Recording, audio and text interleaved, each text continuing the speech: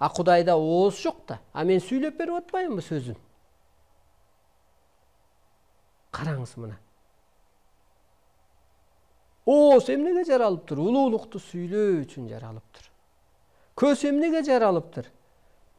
Көрүнбөгөн дүйнөнү көргөнгө жаралыптыр. Көрүнгөн дүйнөнү өчүргөнгө жаралыптыр. Жаратыптыр. Мына, ар бир организм эмнеден жаралган? Жүрөк, боор, бөйрөк,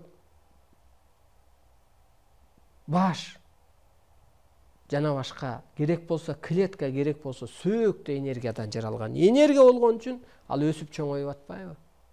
Кандайдыр бир возрастка чейин. Мына урматтуу улуу журтум, келиңиз эми бир материалдык жагын аткаралы. Нурдан жаралганбыз, жандан жаралганбыз, периштеден жаралганбыз, Кудайдан жаралганбыз. Кел материалдык жагын аткаралы мына. Кел, Кудайдын сөзүн сүйлө, кызматын кыл, Кудайга кулбуз дейсиңер го. Мына момун мусулмандар. А сен кул болсоң кызматын кыл да, кылбай эле сен Кудайдын атын айтып эле 4 аял алып атпайсыңбы? Атын сатып, атам жиберди дегендей элечи. Кызматын кыл мына эгер чындап эле кулу болсо. Мына кыргыз куту, энергиясы, керек болсо жүзү. Кыргыз же болбосо мынтип берилет, арстан алай көктүн жүзү делип. Мына могу материябыз эмнеден жаралыптыр? Кудайдан, периштеден, арбайдан.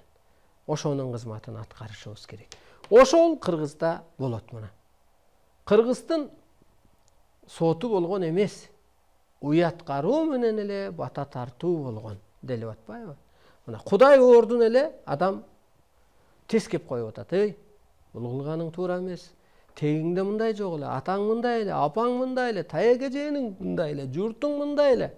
Де уяткарып, келин кызын, энелер, жеңелер уяткырып, эжелер уят кылып, бата тартып, мээрим төгүп, эркегин аталар уяткарып, бата тартып, жаратып койгон. Мына Кудай ордун аткарып койгон. Болсун балам болсун деп эле жаратып койгон. Келиңиздер эми, ошо Кудай ордун аткарып берели. Мына Кыргыздын теги Теңир деген ошол. Анан Кыргыз Теңир кимге байланыш берип атат? Кыргызга. Анткени менин тегим же болбосо биринчи жерге жаралган улут кыргыз болуп атат. Адам ата өзү кыргыз болуп атат. Кыргызча сүйлөп атат. Кыргызча байланыш берип атпайбы мына? Бүймерем апа. Биринчи производитель манаса болуш керек деп суроо кылса, ал орус тилдүү болгондуктан жай сан, лето, цифра деп айтып келип атпайбы? Анан карасаңыз орусча берди атын, анан чечмелесе жай сан.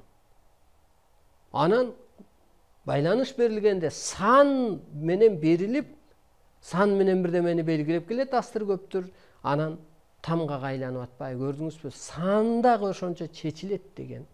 Сан өзү бир чоң математика деген.